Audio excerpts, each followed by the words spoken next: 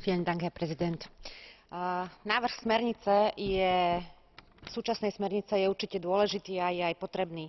Vybudovanie nízkouhlíkového a zároveň energeticky účinného hospodárstva je viac ako dôležité. Dodržiavanie tzv. Proporcionality medzi jednotlivými minimálnymi prahmi, ktoré boli stanovené na úrovni Európskej únie, by však v mnohých členských štátoch viedlo napríklad k podstatnému zvýšeniu cien nafty. Navyše na Slovensku, v mojej krajine, by pokles segmentu, ktorý sa venuje výrobe naftových motorov, viedol k strate stoviek a možno tisícok pracovných miest. Proporcionalita by mala negatívny vplyv aj na maloobchodné ceny a to si v súčasnej dobe hospodárskej krízy naozaj nemôžeme dovoliť.